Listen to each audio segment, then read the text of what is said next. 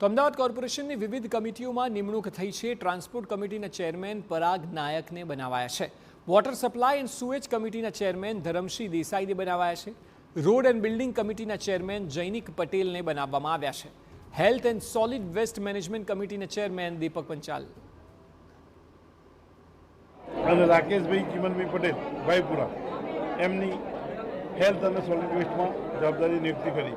ખાસ કરીને ટકોર કરાઈ છે કોર્પોરેટરોને કે તમામ કાર્યક્રમમાં હાજર રહેવું કમ્પલસરી। ઘણા કોર્પોરેટરો હાજર નથી રહી રહ્યા કાર્યક્રમોની અંદર। દરેક કોર્પોરેટર કોઈપણ કાર્યક્રમમાં હાજર રહેવાનું કોર્પોરેશનના એ ફરજિયાત હોય છે। પાર્ટીના કામ માટે પણ ફરજિયાત રહેવાનું હોય છે। પાર્ટીના કામ માટે સૂચના કરવામાં આવી છે। શિસ્ત ભંગના પગલાં લેવાશે કાર્યક્રમમાં હાજર ન રહે? કાર્યક્રમમાં હાજર રહેવું એ પોતાની ફરજ છે અને ફરજના ભાગરૂપે ભારતીય જનતા પાર્ટીનો નિર્ણય છે। તો એક તો કોર્પોરેટરની હાજરીનો મુદ્દો હતો ને એ સિવાય જે નિમણૂકો થઈ તેની મેયર વાત કરી રહ્યા હતા। ફરીવાર જણાવીએ કે ટ્રાન્સપોર્ટ કમિટીના ચેરમેન પરાગ નાયકને બનાવાયા છે। ઈ ગવર્નન્સ કમિટીના ચેરમેન હિતેન્દ્ર પરમારને બનાવાયા છે। વોટર સપ્લાય એન્ડ સુએજ કમિટીના ચેરમેન ધરમસિંહ દેસાઈને બનાવાયા છે। રોડ એન્ડ બિલ્ડિંગ કમિટીના chairman Jainik Patel, health and solid waste management કમિટીના ચેરમેન દીપક પંચાલ, હોસ્પિટલ કમિટીના chairman doctor Chandni Patel, recreation cultural and heritage કમિટીના ચેરમેન જીતેન્દ્ર ખાચરિયાને બનાવાયા છે।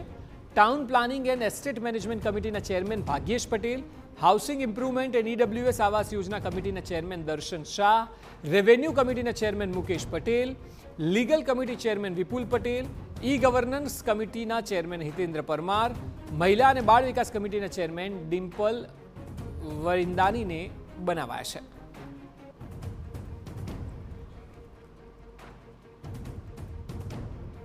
તો કોર્પોરેશનમાં જીત બાદ અલગ અલગ કમિટીઓની નિમણૂક જે કરવાની હતી તેમાં નિમણૂક આજે થઈ ગઈ છે અને આજે મળેલી બેઠકમાં એક તો નિમણૂકની વાત મહત્વની હતી ને બીજું દરેક કાર્યક્રમોમાં જે કોર્પોરેટરો ગેરહાજર રહેશે તે મુદ્દો મહત્વનો હતો। એટલે આ બંને મુદ્દે ચર્ચા થઈ। એ સિવાય શહેર ભાજપ પ્રમુખ દ્વારા ટકોર પણ કરવામાં આવી કે કોર્પોરેટર્સની ફરજ છે દરેક કાર્યક્રમમાં હાજર રહેવું અને સૌથી મહત્વની વાત તો એ હોય કે જ્યારે વડાપ્રધાન અને ગૃહમંત્રી આવવાના હોય તેવા સમયે પણ કેટલાક કોર્પોરેટરો ગેરહાજર રહેશે અને એ સ્થિતિ ન સર્જાવી જોઈએ અને એટલા માટે આ ટકોર કરવામાં આવી છે। જે રીતે મેયરે જણાવ્યું કે દરેકની ફરજ પણ છે હાજર રહેવાનું જ હોય। જ્યારે કે બીજી મહત્વની વાત છે કે અલગ અલગ કમિટીઓમાં નિમણૂક કરી દેવામાં આવી છે જે પણ સતત અમે આપને બતાવી રહ્યા છીએ। એટલે એવા તમામ કમિટીના ચેરમેનો કામ કરવાની શરૂઆત કરશે અને નવી બોડીમાં આવનારા વર્ષો સુધી જ્યાં સુધી ટર્મ છે ત્યાં સુધી એ પોતાની કમિટીમાં ટ્રાન્સપોર્ટથી લઈને વોટર સપ્લાયથી લઈને સુએજ સુધી બધી જ શહેરની માળખાકીય જે સુવિધાઓ છે તેમાં કામ કરવાની તેઓની જવાબદારી રહેશે।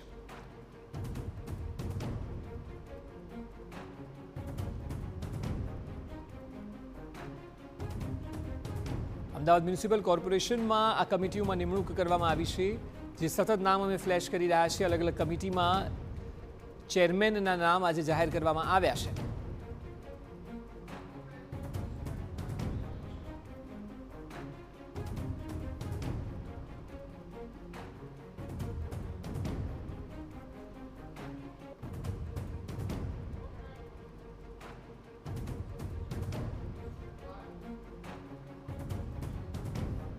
તો આ વિષય પર વધુ માહિતી આપી રહ્યા છે સંવાદદાતા જિગ્નેશ પટેલ। જિગ્નેશ, એક તો જે ટકોર કરવામાં આવી તે મુદ્દો મહત્વનો હતો અને બીજો સૌથી મહત્વનો મુદ્દો કે અલગ અલગ કમિટીઓમાં નિમણૂક કરાઈ છે ત્યારે આપે જણાવો કે આ નિમણૂક જે કરાઈ છે જેના પર પસંદગી કરવામાં આવી છે તે પાછળના સમીકરણો શું ધ્યાનમાં રાખવામાં આવ્યા હોઈ શકે છે?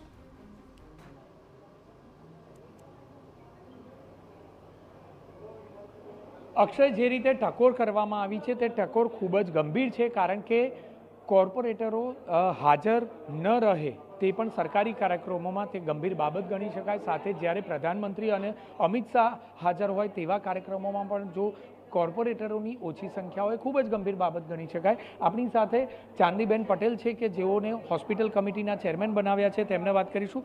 ચાંદનીબેન, સૌપ્રથમ તો અભિનંદન અને જે પ્રકારે આપના પર પસંદગી ઉતારી છે।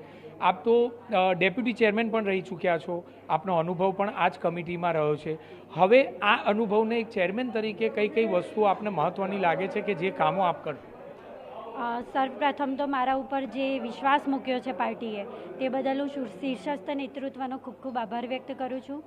અને હોસ્પિટલ કમિટીમાં એક ડૉક્ટર તરીકે અને એક કાઉન્સિલર તરીકે જ્યારે હોસ્પિટલ કમિટીના ચેરમેન તરીકે મારી નિમણૂક થઈ છે તો અમદાવાદ મ્યુનિસિપલ કોર્પોરેશન એકમાત્ર એવું કોર્પોરેશન છે કે જે સ્વાસ્થ્યને લગતી સુવિધા, નળ ગટર રસ્તા સિવાયની સ્વાસ્થ્યને લગતી સુવિધા આપે છે અને આ જ સુવિધા ખૂબ જ સારી રીતે દરેક નાગરિક સુધી પહોંચે તે અમારી જવાબદારી રહેશે. ભાગ્યેશભાઈ પટેલ આપણી સાથે છે, જોધપુર વોર્ડના કોર્પોરેટર છે. ભાગ્યેશભાઈ, મહત્વની કમિટી ગણી શકાય ટીપી કમિટી, કયા પ્રકારના કામો આપને લાગી રહ્યા છે, કારણ કે આપ અનુભવી પણ છો, તો કયા પ્રકારના કામો આપ પ્રથમ તબક્કામાં? હું સૌપ્રથમ અમારા શીર્ષ નેતૃત્વનો આભાર માનીશ કે મને મારા ઉપર વિશ્વાસ રાખીને એક મહત્ત્વની કમિટીની જવાબદારી મારા શિરે મૂકી છે. ખૂબ જ મહત્ત્વની કમિટી છે આ. રોડ રસ્તાના જે દબાણો છે તેને હટાવવા, લોકોને ન્યાય અપાવડાવવાનો, જ્યાં પણ દબાણ હોય, લોકો ગેરકાયદેસર બાંધકામ કરેલા હોય, ઘર લોકોને ગેરકાયદેસર બનાવ્યા હોય, એ લોકોને હટાવીને એ લોકોને ન્યાય અપાવવાની જવાબદારી, ઘણી મોટી જવાબદારી મને સોંપી છે પાર્ટીએ. આવનારા દિવસોમાં કોમનવેલ્થ આવી રહ્યું છે આપણા શહેરમાં, તો એને અનુલક્ષીને જ્યાં પણ જરૂરિયાત અમારી કમિટીની લાગશે ત્યાં આગળ અમે એની ઉપર એક્શન લઈશું.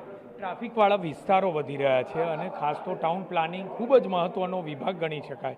રસ્તાઓ પહોળા કરવાની વાત હોય, લાગી રહ્યું છે કે હવે રસ્તાઓ પહોળા કરવાની જરૂરિયાત છે, જ્યારે આપે કહ્યું તેમ ઓલિમ્પિક આવી રહ્યું હોય છે.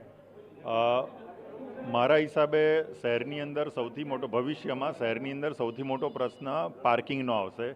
તો રોડ રસ્તા ઉપર પાર્કિંગની વ્યવસ્થા મળી રહે, રોડ રસ્તા પહોળા થાય, તો એનું સારી રીતે આયોજન થાય, તો એના માટે અમે પ્લાનિંગ કરીને કમિટી સાથે સૌની સાથે મળીને, કોર્પોરેશનની ટીમ સાથે મળીને અમે એનું આયોજન કરીશું. ટૂંકમાં કહીએ તો અક્ષય, જે પ્રકારે આપે જણાવ્યું તેમ કે સમીકરણો કયા છે, તો તેની વાત કરીશ કે રોડ એન્ડ બિલ્ડિંગ કમિટીમાં જૈનિક પટેલ કે જેઓ સિનિયર નેતા પણ છે, અનુભવી વ્યક્તિઓ પણ છે, જેના કારણે તેમને રોડ એન્ડ બિલ્ડિંગ જેવી મહત્ત્વની કમિટીમાં તેમને સ્થાન આપવામાં આવ્યું છે. આ ઉપરાંત જોઈએ તો water and supply committee, sewage કમિટીમાં જોઈએ તો ધરમસિંહ દેસાઈ, જે પણ અગાઉ એમટીએસ કમિટીમાં રહી ચૂક્યા છે, તે પણ અનુભવી નેતા છે. અને આ ઉપરાંત હેલ્થ અને સોલિડ વેસ્ટમાં દીપક પંચાલ પર પસંદગી ઉતારવામાં આવી છે.